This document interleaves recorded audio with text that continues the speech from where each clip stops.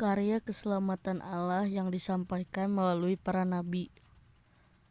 Siapa nabi itu? Nabi adalah penyambung lidah Allah untuk menyampaikan kebenaran. Tugas utama seorang nabi adalah menyampaikan kehendak Allah agar orang mau berbalik kepada Allah, mendengarkannya dan kembali ke jalan yang benar. Seorang nabi adalah seorang yang dekat dengan Allah, menjalankan perintahnya serta rela berkorban demi kebenaran. Dalam Alkitab Perjanjian Lama kita mengenal beberapa nabi, di antaranya Nabi Elia, Amos, dan Yesaya.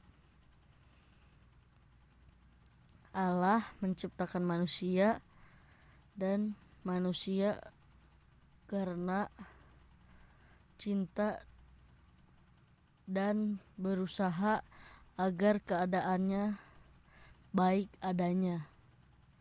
Hal ini dimaksud agar supaya manusia bahagia dan tidak berakhir dalam keadaan yang tidak baik. Namun rencana Allah yang baik itu dihambat oleh si jahat yang menggoda manusia memakan buah yang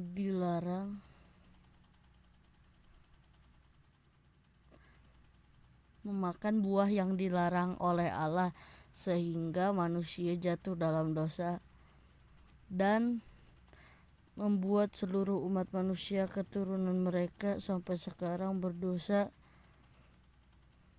dan berada di bawah ancaman hukuman kekal. Hukuman yang kekal merupakan keterpisahan untuk selama-lamanya dengan Tuhan. Tetapi Tuhan tidak menghendaki demikian. Tuhan menghukum manusia yang berdosa, tetapi Dia juga mengasihi manusia dan menghendaki manusia untuk kembali dan diselamatkan. Bukti kasih Allah nyata ketika Dia datang dan mencari Adam dan Hawa untuk mengorbankan binatang dan membuatkan pakaian dari kulit binatang tersebut untuk menutupi ketelanjangan manusia. Apabila mereka tidak menerima pakaian rancangan Allah, pasti mereka akan tetap telanjang dan malu. Allah mencegah mereka makan buah pohon kehidupan agar mereka tidak terus-menerus hidup dalam dosa. Dan bagi semua manusia, Allah menjanjikan seorang penyelamat. Allah mengasihi manusia sehingga berbagai cara dilakukannya untuk menyelamatkan manusia. Pada zaman Nuh, Allah memilih Nuh, orang yang benar di hadapannya, menjadi pemberita dan membuat bahtera untuk menyelamatkan manusia dari hukuman. Siapa yang percaya pasti diselamatkan, dan yang tidak percaya pasti dihukum. Pada zaman kekacauan sesudah peristiwa Menara Babel, Allah memilih Abraham untuk menjadi saluran berkat keselamatan bagi semua bangsa yang diteruskan oleh Ishak Yakub. Kemudian kepada bangsa Israel, Allah menyampaikan hukum-hukum dan peraturan kepribadian sebagai penuntun sampai Allah datang sendiri dalam rupa manusia. Yesus Kristus menjadi hamba dan taat sampai mati di kayu salib untuk menebus dosa manusia,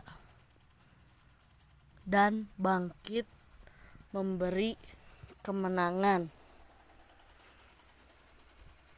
Ia kembali ke surga dan berjanji akan datang kembali untuk mengangkat yang percaya ke surga. Kemudian ia akan datang memerintah raja dalam kerajaan milenialnya sampai pada akhir iblis dan pengikutnya dihukum kekal di lautan api. Siapa yang percaya pasti diselamatkan dan tidak percaya pasti dihukum. Allah menyatakan kasih-Nya yang begitu besar dan melimpah kepada manusia, memberikan kesempatan untuk menerima kasih itu, berbalik dan bertobat, karena Allah tidak menghendaki seorang pun binasa. Cara terakhir dan merupakan satu-satunya manusia dapat terlepas dari belenggu dosa dan diselamatkan adalah melalui percaya dan menerima Tuhan Yesus sebagai Tuhan dan Juru Selamat secara pribadi, yang sudah mati di kayu salib untuk menembus dosa, membebaskan manusia dari dosa dan bangkit mengalahkan maut. Maka manusia terbebas dari hukuman kekal serta memperoleh keselamatan kekal. Jadi satu hal yang diminta Allah dari manusia yaitu percaya.